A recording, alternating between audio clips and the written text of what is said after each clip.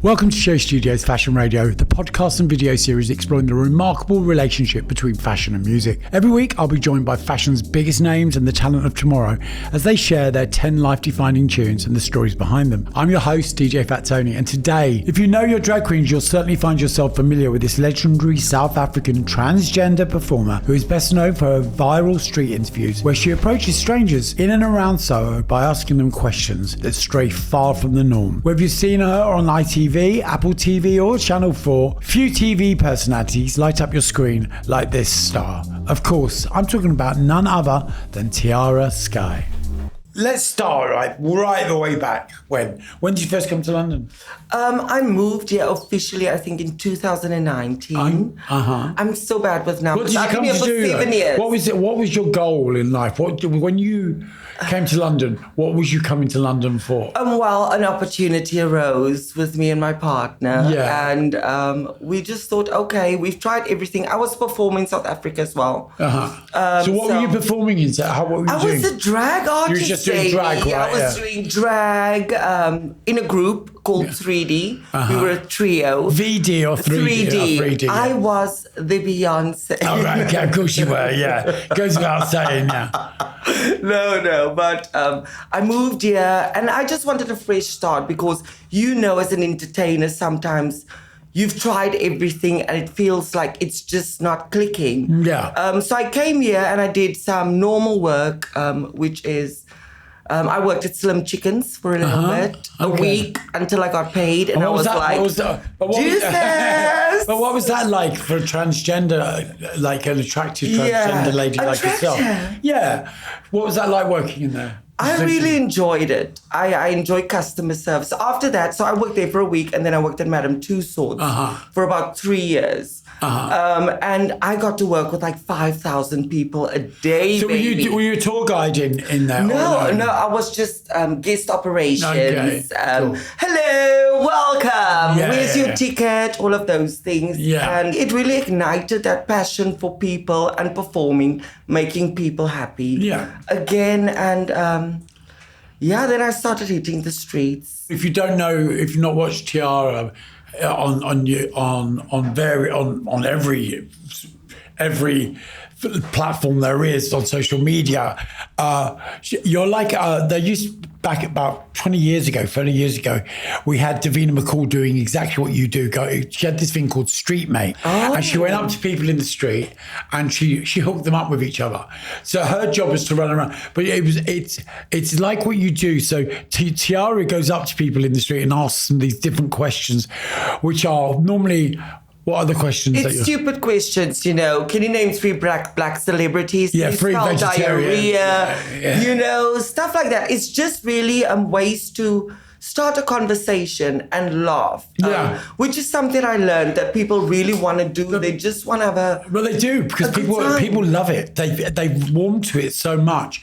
I mean, considering you've only it's been a recent thing. It's not that long that you've been doing it. I've been recording now for 3 years, which is relatively new. It is, and I'm so grateful for all of the opportunities that I'm given thanks to the support of the people. But you spread quicker than fucking gonorrhea, darling. Excuse me. Literally. And I do that as well. Okay. But you know what I'm saying to you? Yeah. Like the whole streetwalker thing. People love it. The gays love it. Everybody loves it. They don't know what you're going to do on it, which I think it's quite guerrilla in a way. Yeah, I'm fucking crazy. Yeah, and I love it. They're waiting for it. Let me say hi to your people out here. Hello, everybody. Thank you for liking and subscribing, right? Yeah, that's exactly it. Yeah. So let's start right at the beginning. Okay. What got you into wanting to be a performer? I don't know. I've always kind of like performed in some way or another. I was in church, a singer, just like Whitney Houston. Just like Whitney. Excuse me. Different, but I was in church, a singer, and there was this one woman called Anne, and she really believed in me. She was like, "Sweetie, we are giving you this solo." And it just meant a lot for me because I was always a darker skinned person than the rest of my family, or a boy, which I wasn't. So it was always me trying to really show people who I was, but couldn't. And then this lady, her pinky was off as well. That's neither here or there, but she played the piano and she chose me to sing the song. And I felt chosen, I felt seen, I felt, valued. So that's when I started wanting the limelight, craving for it. Whereabouts in South Africa? So I'm from Salori Spas Village, which is just outside of Somerset West in Cape Town. Okay. Yeah. What was it like being trans in South Africa? What's it like being trans anywhere in the world? Really? It's like being trans anyway. Yeah. But because I was a performer, I've always kept to myself outside of my performances. Yeah. So I'm able to really build my life. And I started building my life back then as well, which is the thing about being trans is such a personal thing, but we have to be visible in the way that we are. So my transness is really developing me as a person rather than the person that I am, because I'm a crazy bitch, but that is just a part of me. Being a trans woman anyway is a bit difficult, but I'm a rebellion. Hello. A little bit. A little, just a tad. What was your first memory of fashion and music? So this also started in church for me. Yeah. The first song that I sang was Be Still for the Presence of the Lord. Right. Darling, I stood on that stage. So we would wear robes, red robes with white collars. Oh, wow. They said robe, I said dress. If I put a belt on that motherfucker, baby, that waist would have been, ooh, okay. I stood on that stage and I sang that song. And, I've always really just wanted to make my family proud in what I do. But being on stage, being introduced to music, it was like an outlet that I found that I can actually put back into myself and wanting to satisfy myself in that way. Yeah. I love singing, even though I'm not a singer. And I love music. That was my introduction. And from that day on, I felt like I kind of lived a secret life. Yeah. I was very young and I was in that dress and I knew that this was going to be what it's going to be. And how old were you then? I was probably about 5, 6. Well, yeah. Yeah. Yeah. I kind of, when people ever ask me, it was like, when was the first realization of you being gay? I never had a name. Yeah. There wasn't like, oh my God, I'm gay. It was just who I was. And I'm different. And I've always been that person. Yeah. There was never a point where I thought, oh, I've suddenly got to give this a title. Yeah. Do you know what I mean? It's because I was always that child, who I am and today. being forced to be with girls. Yeah, The horror. Can you imagine? Okay, but now today, I'm very open sexually, but let's get back to, I'm still a child here, sorry. Yeah, don't worry, baby. Yeah. It's all good. What was the first track that you ever went out and bought musically, record-wise? It would have been either a group called Jamali, which is a South African group, a trio, and then also Destiny's Child was one of the first. I'm a girl group person, Yeah, I kind of get that. Yeah, I love the girls, Yeah, darling. I want to be We Are the World, We Are the Children at the end of a show, and all of the artists comes out, and I'm that type of girl. That would have been the first album that I bought while I was working in a men's store. Okay. Darling, called Markham. Okay. I don't think we have it here. Do we have it? No, we don't have Markham here because now. I'm British now. Yeah, of course you are. Excuse me. Yeah, too bloody right you are. Okay, what's the most influential track from your childhood? So there was this movie called Camp. In 2013, it came out. And I watched it, and there was this girl. She was bigger weight, Fat Tony. Yeah. She was. And her parents braced her mouth closed to stop her from eating. Other children, they were gay, and they sent these kids away, basically. And this girl stepped on stage, and she sang, "Here's where I stand, this is who I am. Love me, but don't tell me who I have to be," said the words. And I played it for my father. I don't think they got it in that moment, but that encouraged me to come out of the closet. That's amazing. And I was like, don't tell me who I have to be, because I have to be strong in who I am. Tony, you have to be strong in who you are, you know, so that when we come together, we can be amazing. Yeah, of course. So yeah, I came out of the closet after hearing that song. It was very important for me to be honest and tell people who I was. Who's it by? I can't, Tiffany somebody. It was in a movie called Camp. Yeah. Yeah, I'm going to listen. Oh, it's Tiffany Taylor. There you go. Tiffany Taylor. You have to listen to it. I will. You know, this is the thing about this podcast. It's like when people come on, they say tracks or they say artists that I've never heard of, because as a DJ, I listen to a lot of music, but I don't pretend to know everything.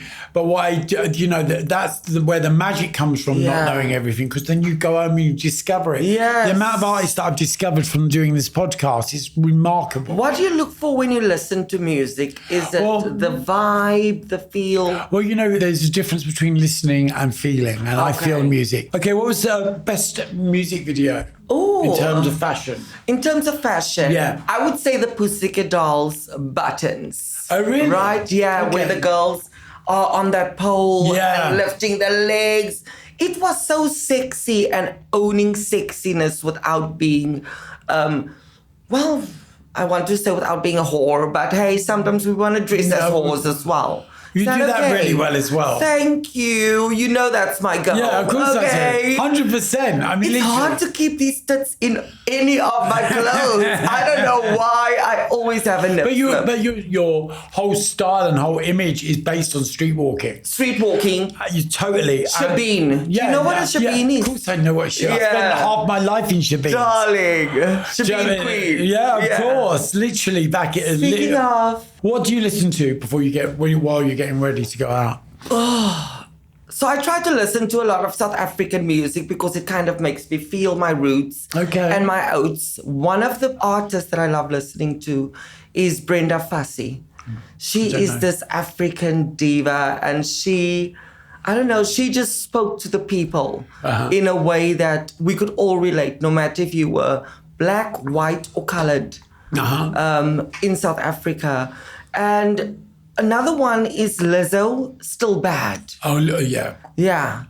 It just makes me feel like my pussy is on fire, darling. Okay. I did a Glitterbox in Ibiza a couple of weeks ago, and Lizzo was performing, and everyone was going mental about it. It's like I was in the other room. I missed it completely. But apparently she was amazing. She's an unapologetic bad bitch. Like yourself. Like myself. You know what I mean? Like not claiming to be perfect. An artist that wants to make art, but we have to follow the rules of the business. But at the same time...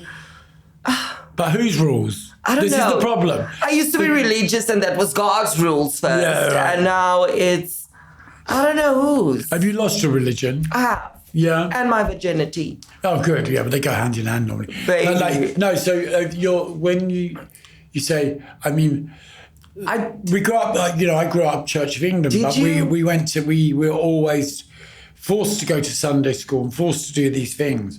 And I mean, look, I have a higher power in my life. I believe in something far greater than myself. I don't believe that there's one person or one being that created the world. I believe in, around... Do you believe in aliens? Oh, 100%.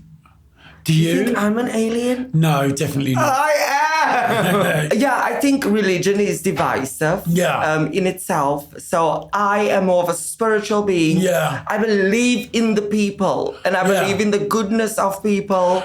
People can be cunts, so can I. But listen, we get back what we put out in the world. Yes, if you want to be, if you are a lovely person, you go through life being lovely, you put that out, you will get it back. But people go, oh, you can't be like that because you get used. No, just choose your friends. It's about what you surround yourself with. A book that changed my life is called Feel the Fear and Do It Anyway. Okay.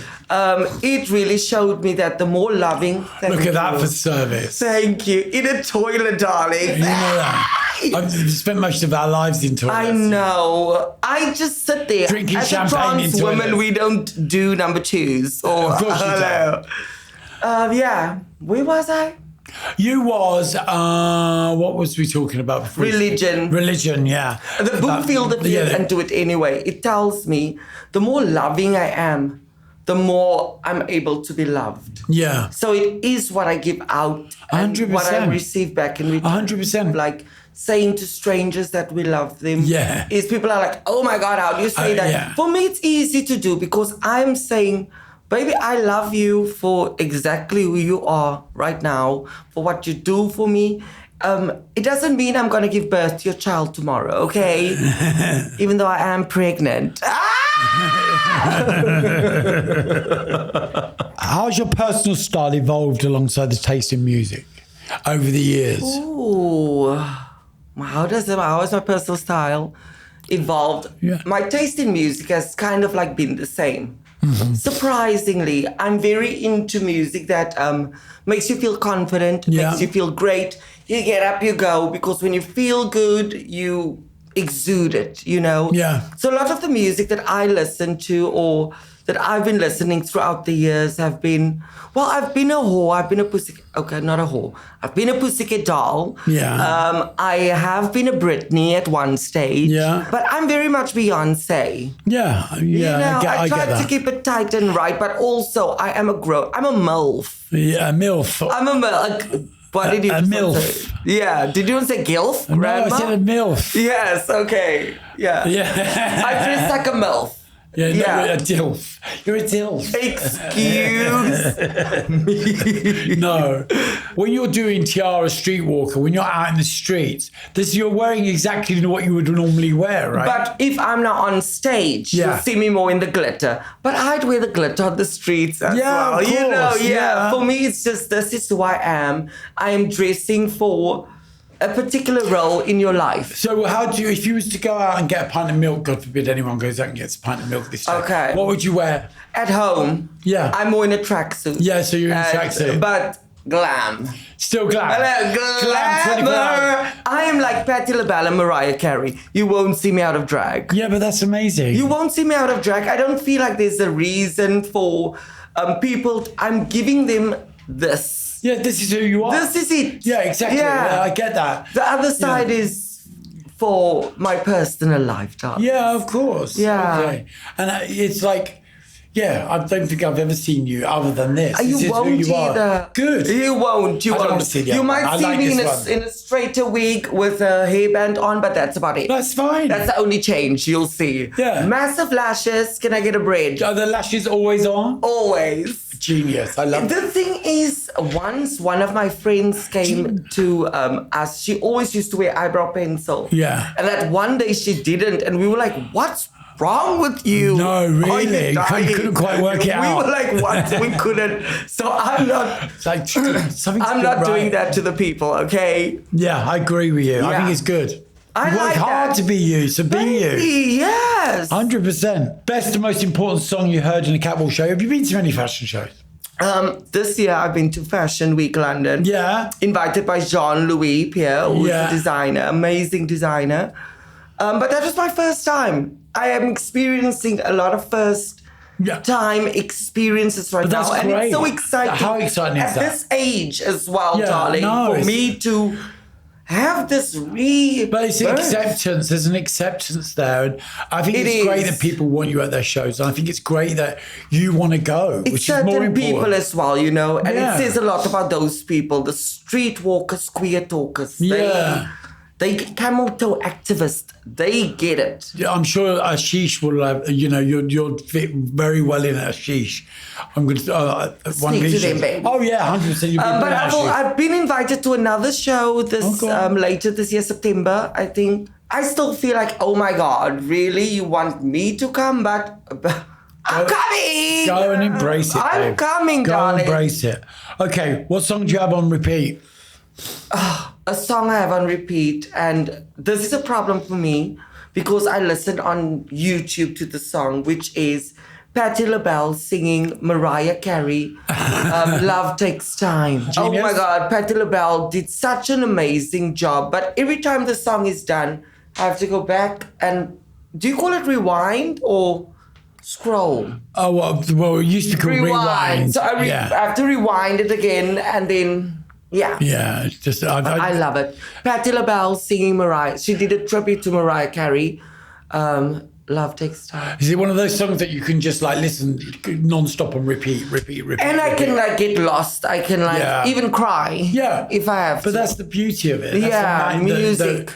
That's the power of music. Yeah. You know, like just to get lost in something that you've heard a million times. Music is definitely a language that we speak. Oh, of course. So I speak English, Afrikaans, body language, and music. There you go. There we go. Bilingual. Hello, international. Exactly. Okay, if you could raid anyone's wardrobe, whose would it be? Beyonce is the easiest answer. Yeah. Boring. So Well, no, I mean, come on. Let's just. I look can't at be wearing swimsuits like she is on stage, but those hats, the Yeah, suits. but you know, literally the designer stuff that she wears is pretty remarkable. It is because every town that she goes to, she uses local designers. Like so, in London, she literally the Martine Rose. love Everybody, that. it's incredible. I love that. I've always had a connection with Beyonce, and I don't know. There's certain people that has captured me throughout life. Yeah. And that inspires me.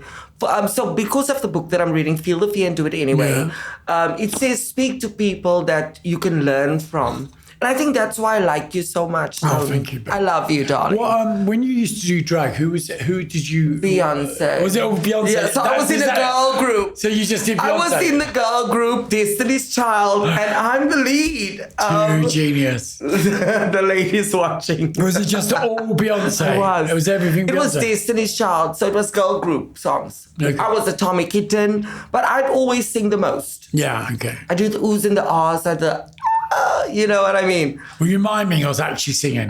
We were miming, but Thank I've God. always been excuse me. I've always sung on the side as well. So because I'm in the UK now and I'm a British woman, trans woman for the ladies feeling offended, I sing now. I sing actually a lot. And one of the recent songs that I've added to my album is The Climb by Miley Cyrus. Oh, okay. Yeah. And so songs like that for me that speaks to not just only me, but our journey and experience as a community really touches me. I would also go to RuPaul's closet. Yeah. I'm that diva. I'm that drama. Yeah. You know what I mean? I'm that drama. Not her suits. Not a butch drag. No, let's just leave that where it is. Thank you. No butch drag for mama. Yeah. Okay? But all of that, like, you know, all of that stuff that's been based on Bob Mackie and all of those incredible designs that she's had over the years, Ru, I'm on about. Yeah. She's a remarkable wardrobe to raise. RuPaul is a remarkable woman. Another person, or man, whatever she is, another person that I connect with, even not knowing her. I've seen RuPaul in person 3 times. The first time was at a Graham Norton show. Yeah. I shouted from the audience, RuPaul, I love you. And she said, thank you. Is that it? With the lips. Yeah, cool. she didn't look at me though. And then at her book launch here, I went there. I said again, RuPaul, I love you. And then at DragCon, darling, this year. Okay. I was allowed backstage access and RuPaul passes me twice and I couldn't speak. Ru's amazing. I love Ru. I've known Ru for a very long time. And the thing about Ru is just like musically, there's nothing he doesn't know.